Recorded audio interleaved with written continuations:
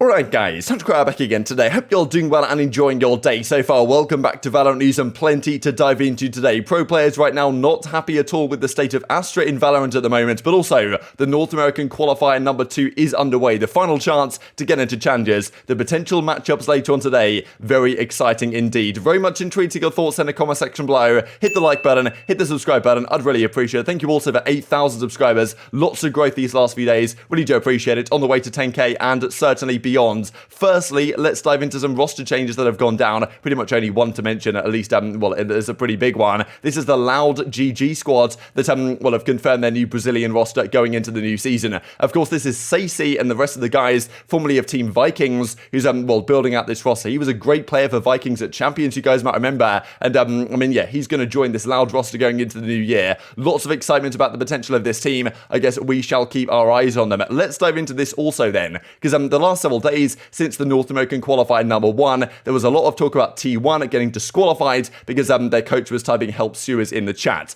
Now, G2 were kind of under similar fire because there was a clip that came out that you guys might remember, which is effectively Nuki put a clip on the timeline of him clutching an incredible 1v5, or I think it was like a 1v3 or something ridiculous, but it was audible in the background that Pips and their coach was kind of celebrating with the rest of the team. Now, just the fact that Pips and their coach was in their team speak and speaking, at least making noises while they were in the match itself, was a cause for concern, right? And some people were saying, look, there's something dodgy going on here, kind of accusing them of cheating. Now, Riot didn't say anything about this, right? And the Valorant guys didn't say anything about this from the competitive integrity front until today, where they did come out with a response finally and give a competitive ruling on this issue. They say the following: G2 Esports have received an official warning due to violating rules regarding unauthorized communication during a match. After their match against Vitality at the EMEA Closed Qualifier 1, tournament officials were provided with evidence of the G2 coach talking outside of the designated tactical and technical pauses. Kind of implying here that you can speak in technical pauses. I believe that's only possible if the admin approves it, but as they say, further investigation showed this to be an isolated instance for celebratory purposes. So I'm basically saying, look, all he was doing here was just like shouting in the background saying, come on, like what a clutch that was. Didn't actually, at least looking into this further, didn't say anything else, or like there was no additional evidence that he was doing anything to actually reveal anything to the rest of the team in terms of, help sewers, right, does it where the enemies might actually be. But still, not resulting in a competitive advantage. Any communication between non-players and players during a match is prohibited outside of the designated periods. The specific circumstances of this violation have been taken into account as mitigating factors in the penalty. Because, of course, they went on to lose the series to Vitality. They then made the change, right, dropping mixwell out, bringing keylocks in, and then they qualified in the next qualifier without anything dodgy going on. So I think all things considered, this is probably reasonable. Pipson does respond and say, look, I'd like to apologize for my actions during the Open qualifier. I got overexcited and unmuted to react to a sick clutch, which violated Riot's rules on comms outside of pauses. Although Riot has issued me with a warning, I'd like to clarify this was unintentional and will not happen again in the future. So I guess,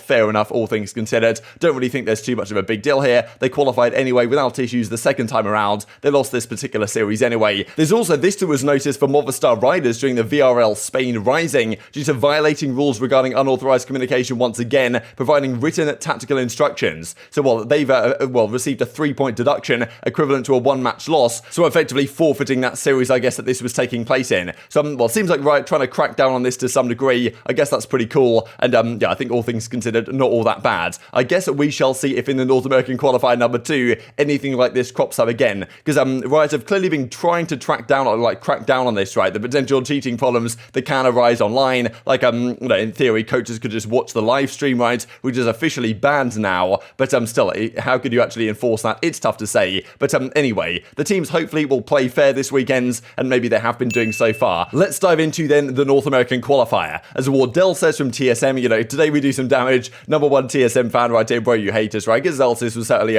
firing some shots at the guys on TSM a couple of days ago when they fell out of the first North American Qualifier to make it into challenges. This also just to notice, right, because the crew were having a good time in their, first couple of matches, because of course the first couple of series, the round of 128, usually they're not playing anyone of particular consequence. And you can see Konpeki right here may well have broken the assist record of all time with 36 assists, which seems just completely insane. But I'm pretty sure the way they managed to do this is if like a shock dart damages their teammates. I think they might have been doing this deliberately just for the stats. If they get shock darted or injured in any way by like a Viper thing or however they might potentially get injured, like Sky can heal them briefly, and then if they go on to get a kill after that heal, it counts as an assist for the Sky player. So I think that's kind of why they were doing this. There's certainly some trolly things going on really in the first few rounds, but a crew get through through safe and sound. And well, let's have a look at the bracket that they will find themselves in. Firstly, Rise versus Reformed. Interestingly enough, this is actually the team of Calypso on the Reformed side, who was a former Rise Nation player. Now, we saw last time out the Superman, Poise, Derek, and Neptune. They were playing pretty well, but Shanks had a pretty tragic series, really, as they kind of fell short at the end of the last North American qualifier. So we'll see how they perform this time, because certainly Rise should really be #1 favourites, probably, to make it out of this qualifier without any issues. But still, maybe that won't happen if Shanks continues to underperform, or maybe the team in general just has a bit of a difficult time. But yes, this is the upper side of the bracket, so if you lose here, it's okay, you're in losers, but of course you don't want to. Teams have to win 4 series in a row here to actually get out and qualify from the upper semi-finals. So, well, look, Rise versus Reformed, Radiant, Zero Marksman, then T1 are here against Virtuoso. If they win that, they might well play Luminosity. If they win that, they might well play Rise, and then if they win that, who knows who they play in the lower side? It could be TSM. There's a possibility that the upper semi-finals here is T1 versus TSM, if they both win 3 series. So, that would be fantastic, obviously. Like, I mean, TSM are going to have a hard time anyway, because they're going to have to beat FaZe Clan or Ghost Gaming here. Then the lower side, those Evil Geniuses still around. It's not impossible that T1 versus TSM, the rematch we've all been waiting for, actually happens here in the upper semi-finals, with the winner qualifying at 4 challenges. But still, I think it's going to be a difficult time for both of these teams to get to that point. They may well do it, though. Then the lower side of the bracket looks as follows. So we've got a Crew versus Moon Raccoons, Complexity, Source, Sonics here as well. Like, I think the upper side of the bracket probably slightly more stacked. But yeah, Gen.G, built by gamers. There's a lot of good teams down here as well. And of course, the teams that lose will be in a gauntlet of a lower bracket. But yeah, a lot of the teams that are really favourites to qualify find themselves up here, to be honest. FaZe, TSM, LG, T1, Rise. Like, we'll see how a Crew get on as well. Very exciting stuff. And these, of course, potential matches coming up today. Rise versus Radiance, T1, LG, TSM versus FaZe or Ghost, KCP versus Gen.G, some other matches certainly of note here as well. Ambox still alive also. And let's dive into this as well, actually, from Ye, just because Astra has been a big point of concern really lately. Like, this agent, when she was introduced into the game, really changed how a lot of the game is played. The gravity, well, right, they can take people off defusing the bomb. There's just some things about Astra people don't really like. Seems very overpowered. Like, pretty much completely removed Omen from their meta as well, who was pretty fun agent to use as well. So, as Ye says, pre-Astra was the most fun Valorant, and others certainly echoing this opinion. I saw this from FNS as well a couple of days ago. Astra ruined Valorant, he says, from the Envy front. And as Dephh says, what do you mean? Having the most impactful utility being able to use across the map seems healthy, right? That's the thing. Astra just,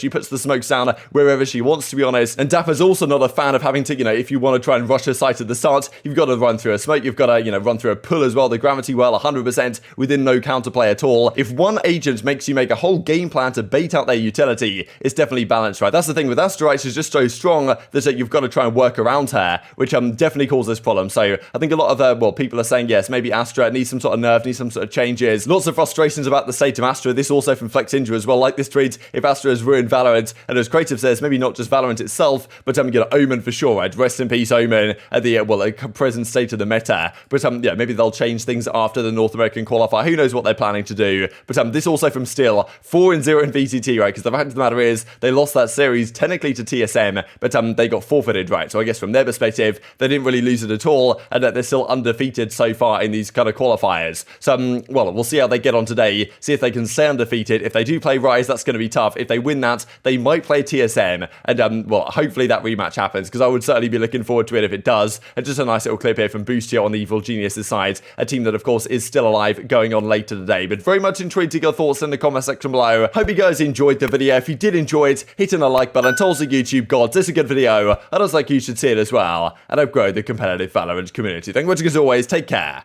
and I will see you next time. We have no guns. Blocking vision.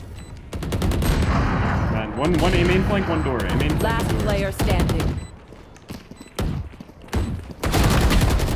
This is so easy, so free.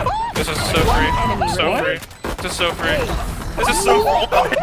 Barrel of the is always done.